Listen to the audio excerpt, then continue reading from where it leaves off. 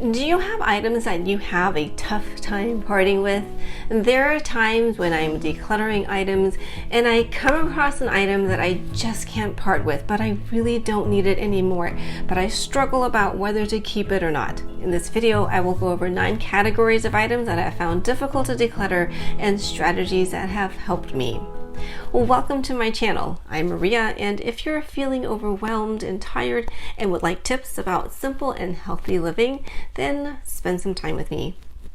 We all have those items that get stored away or left on our shelves and closets, not because we need them or even want them, but because we can't part with them for various reasons. I have some items that I have had for a while, some for years that I kept, but know that they must go. So I will share them with you and go through some steps and my thought process as I finally part with most of them. But just a word of advice, if you are new to decluttering, don't start with these items. Choose easier items to declutter, such as those old broken sneakers in your closet. The items I'm going to list may tug at your heartstrings and cause you to give up on decluttering before you start. So here are 9 categories of items that are difficult to declutter and my thought process as I part with each and examples that I will share. First, things you worked hard at. This can be old schoolwork and notes or art projects or anything that took time and effort. I had boxes of notebooks, papers, and textbooks from my high school and college years that I kept for years because I worked hard at those things. Assignments where I got an A, notebooks filled with important notes, and other items that took a lot of labor. After my husband and I got married and moved in together, I insisted on keeping these boxes, and I did for about the first 10 years of our marriage. He kept his textbooks, I kept mine. We even moved all these boxes into our first house that we purchased, and they just sat in our attic doing nothing but taking up space. I think I was the first one to come to my senses and realize that I will never look at these notebooks, textbooks, or assignments again, and our children would probably not care at all for them. So I gave my favorite assignments one more look, then recycled all the notebooks and papers and donated the textbooks. Other items in this category include art projects, crafts, hobbies, and anything that took effort.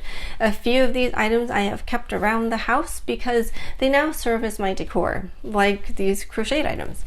My favorite is this crochet plant that can grow. The rest of my items I either sold or gave away. So sort through these and be honest about whether you want to keep storing them and never use them again, or if they can be decluttered. You'll be applying this principle to most of these items. Next are items you think you can fix. We all have these. Broken watches, cracked vases, fans that stop working, and many other items. So this category is more of my husband's weakness because I am not a fix-it person, although I will keep clothes that have holes or need to be mended. For this category, decide how much you value the item and whether you will use it once it is fixed. If you think you will still use it once it's repaired, give yourself a deadline, say 3 months. And if it's not fixed by then, reassess if this item can be tossed. By giving yourself a deadline, you are going to fix it if it is truly valuable to you. Otherwise, you are just a dumping ground for broken items. Third category are things you think you can sell. I used to post more items on Facebook Marketplace, OfferUp, or Craigslist. I don't as much now, but I do have a few items that I want to sell. Like the things that need to be fixed, selling items takes time. You need to assess the value of the item, take good photos, write an enticing description, post them, respond to people who are interested, deal with those who said they wanted it and then they never respond back, or worse, they tell you they want it. You arrange a time and place to meet and then they never show up. So it can be a hassle. Lately, I don't want to deal with the hassle, so I find myself posting more items now on Buy Nothing or to friends or just donating them. The main things I sell are furniture and things that I can sell for over a certain amount, otherwise I don't bother. Anyway, I know some people are really into selling things online and you can make some good extra money. So for this category, ask yourself if you're willing to spend the time to do the work for successful sales. And if yes, then like the things that need to be fixed, set a deadline to sell them by. Fourth category are items that you keep just in case. Items in this category can include things that you store for prepping, which I think is a good idea in case of any type of emergency. It can be extra items for when you run out of something and you want to minimize trips to the store. For example, I try to keep a few extras of things we use often, such as toothpaste or bottles of olive oil. Or it can be things where you keep one part, hoping you'll find the other part, such as old keys. I have this small basket of keys where I have no idea where they go, but every once in a while we will find something like a lock and then I find the key in here. However, I am sure I don't need most of these keys, but I have this fear that as soon as I throw them away, the lock for it will turn up. Does anyone else do this? If you do, please hit the like button and then let me know what you have done with the keys. So for these just in case items, it is good to have some extra, especially if the item is consumable, but it can still get out of hand. So my favorite method to keep items in this category under control is the container method. I think I have mentioned this strategy in over half of my videos, but I just find that having clear bins for those things helps me to see the items, quickly assess how much I have, and because I don't buy more than what the container holds, I don't overbuy. I'll link the video about this method here and in my description below so you can watch it later if you want. The next category are items just because you have the space. Have you ever kept something for whatever reason just because you have the space? Before moving into our current home, we were in a condo where storage was limited. Then after we moved in here, we have a place with a garage, and not only that, but the previous owner built an upstairs area. It was storage heaven. We shoved so much stuff in the upstairs and downstairs area of our garage that we honestly forgot we had them. Look at this space. I'm sure there are things up here that are still forgotten. It's like purgatory for stuff where the lucky items will eventually make their way back inside the house to be used, and most of the other stuff will be donated or tossed. And the items that were placed in this area will be the biggest pain to sort through when you move or pass away. In that case, it will be a pain for your kids or whoever is going through them. So do yourself and your family a favor and purge things here on at least a yearly basis, and try not to accumulate anything that has a chance to be forgotten forever. Speaking of doing favors, if this video is helping you so far, please hit the like button so YouTube will share this with others, and comment below which items you have trouble decluttering. The next 4 categories tug at our emotions and can make them harder to part with, but sometimes we need to learn to let go. The 6th category are gifts or items that you received, especially if someone you love gave it to you. I still have the cards that my kids gave me, especially the hand-drawn ones, but I allow myself to keep only what will fit in this box. If you love the item and it means a lot to you, keep it, because you may regret tossing it. I had a leather work bag that my dad gave me. I never used it, and I didn't think I would use it because it was kind of small, so I eventually sold it. But I felt a little guilty because my dad was so happy to give it to me, and I think about it every now and then, not because I wish I had it, but because I know my dad took the time to pick it out for me. What I wish I did was take a photo of it just for memory's sake. And that's my advice for you for gifts that you receive that you no longer need or don't want, but are having a hard time parting with. You can take a photo or find a new home for it, and know that if you declutter the item, you are not rejecting the person.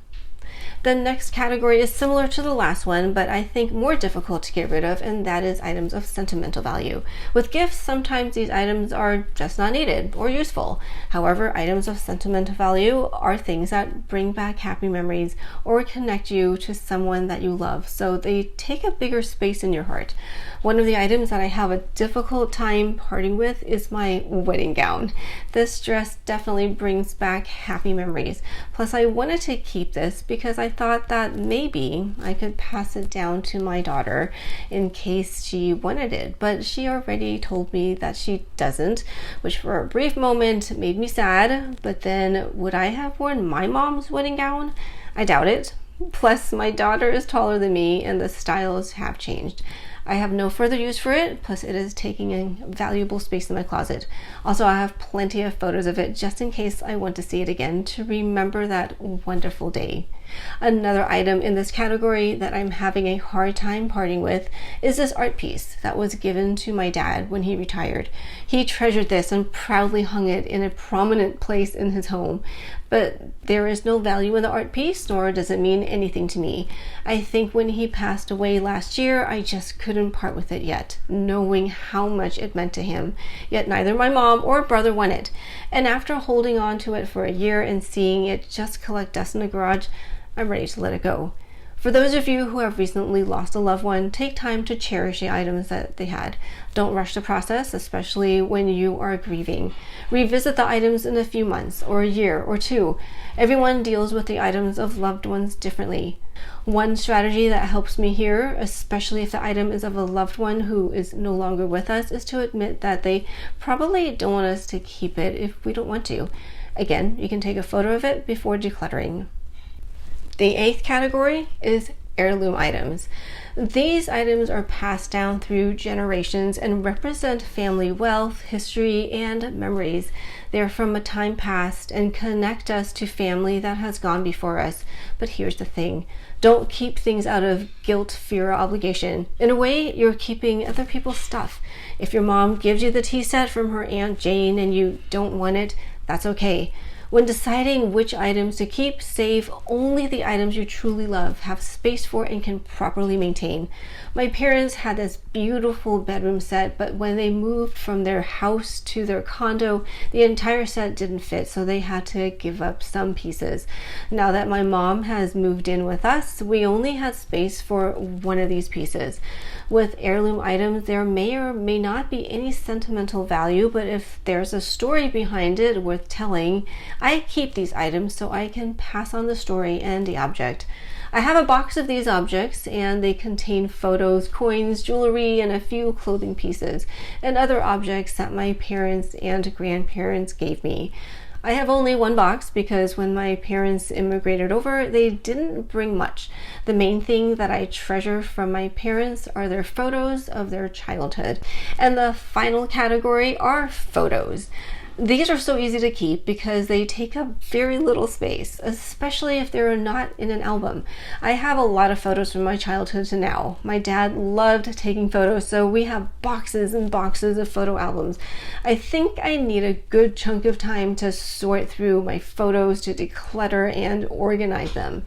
I used to be very good at creating albums when the kids were young and documenting the details and stories of photos, but with the dawn of digital photos and the ease of taking photos on our phones, I have to admit that my photos are just stored on the cloud somewhere. I really don't have a good solution to this category, except that it will take time to sort and organize through years of digital photos. There are some great apps that help to make albums, and I just need to use them. If you have a strategy for parting with tough to declutter items, please share in the comments below. We can all learn from one another. And if this video helped you, please hit the like button. Then subscribe for future content on simple living for a healthy life. For another video on decluttering, watch this one. I'll see you over there.